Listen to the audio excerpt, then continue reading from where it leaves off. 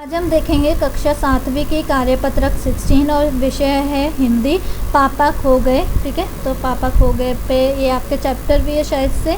हमारी कल्पनाओं का संसार बहुत ही विचित्र है। जब हम कल्पनाओं में खो जाते हैं उस समय हमारे चारों ओर जो भी निर्जीव चीज़ें होती हैं कल्पना के संसार में वह बोलती हैं। ठीक है, तो क्या होता है, जो बोलने वाले होते हैं उनका तो पता नहीं, जो नहीं बोलते हैं वो बोलने लग पड़ते हैं जब हम अपनी कल्पनाओं में खोए हुए होते हैं।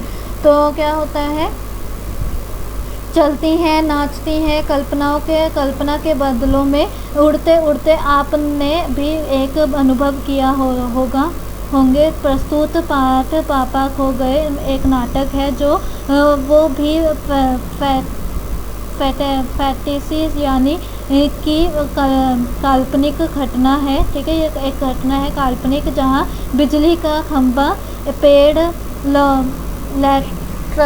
लेटर बॉक्स, कौवा आपस में बातें कर रहे हैं। ठीक है, तो पाठ में एक लड़की भी है जिसे अपने घर का रास्ता नहीं पता है। ठीक है, मतलब उसे अपने घर का रास्ता नहीं पता है।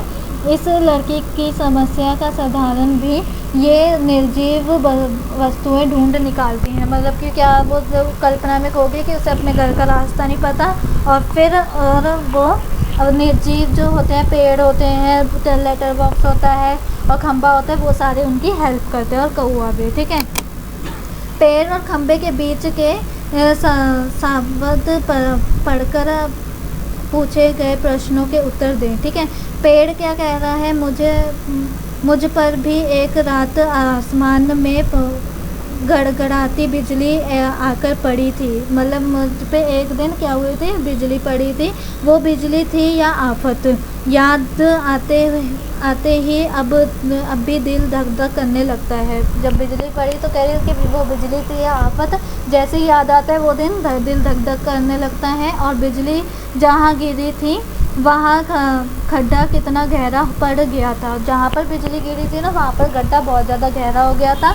अब जब कभी बारिश होती है तो मुझे उस रात की याद आ जाती है। किस रात की, जब बिजली गिरी थी। ठीक है, अंग थर थर काँपने लगता है। जो उसका पूरा वो जो पेड़ है वो पूरा का पूरा काँपने लगता है। अब खंबा क्या कहता है, मेरी तबीयत ही लोहे की है।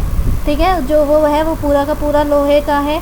जो मैं बीमार नहीं पड़ता, मतलब वो बीमार नहीं पड़ता, वरना कोई भी इस तरह बारिश ठंडी धूप में खड़ा रहे तो ज़रूर बीमार पड़ जाएगा। मतलब क्या वो कह रहा है कि मैं पूरे दिन खड़ा रहता हूँ लेकिन तब भी मैं बीमार नहीं पड़ता, चाहे जितनी भी धूप हो निकल जाए, जितनी भी ठंड हो या जितनी भी बारिश हो। ठीक है, और अगर कोई दूसरा हो तो वो तो बीमार पड़ जाएगा। कितने दिन बीत गए, कितनी रातें, लेकिन मैं बराबर इसी तरह खड़ा हूँ। ठीक है, कि इतने दिन बीत गए हैं, इतनी रातें बीत गई हैं, तब भी मैं जहाँ पर खड़ा था वहीं पर ही खड़ा हूँ। तो फर्स्ट क्वेश्चन देखते हैं, किसे याद कर पेड़ का दिल धक धक करने लगता था। तो हमने यहाँ पे पढ़ा था किसे याद करोगे, तो आप यहाँ पर लिखोगे कि एक रात आसमान से बिजली गड़गड़ाती बिजली पड़ी थी। वो बिजली थी या आफत, याद आते ही अब भी दिल धक धक करने लगता है। तो मतलब कि आप लिखोगे यहाँ पर पेड़ पर, अब मुझे को काट के आप क्या करोगे, मुझे तो लिखोगे नहीं आप, तो आप यहाँ पर क्या लिखोगे, पेड़ लिखोगे। ठीक है, तो आप यहाँ पर क्या लिखोगे, पेड़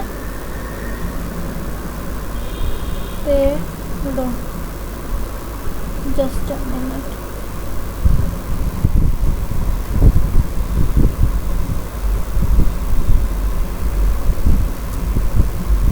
पेड़ लिखोगे यहाँ पर। ठीक है, और पेड़ पर भी एक रात आसमान से गड़गड़ाती बिजली आकर पड़ी थी। वह बिजली थी या आफत, याद आते ही अब भी दिल धक धक करने लगता है। ठीक है, तो ये आपका फर्स्ट का आंसर हो गया। उसके बाद सेकंड पे आते हैं, तो इसे रफ कर देते हैं और सेकंड वाला क्वेश्चन देखते हैं। जहाँ बिजली गिरी थी वहाँ क्या हो गया था। तो जहाँ पर बिजली गिरी थी वहाँ गड्ढा हो गया था।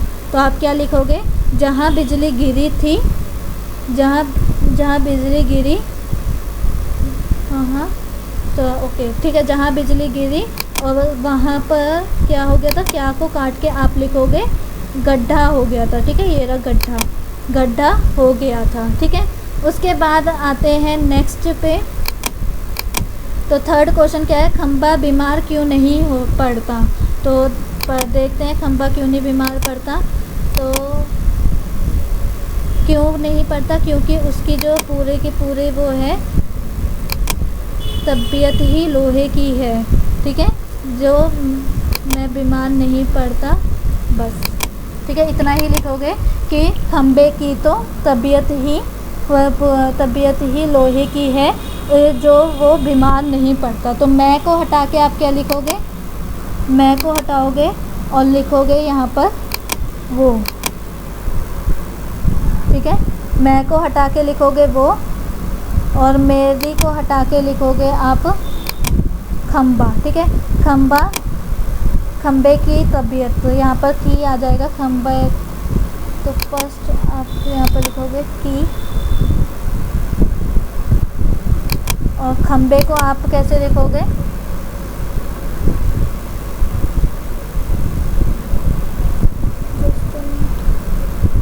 खंबे,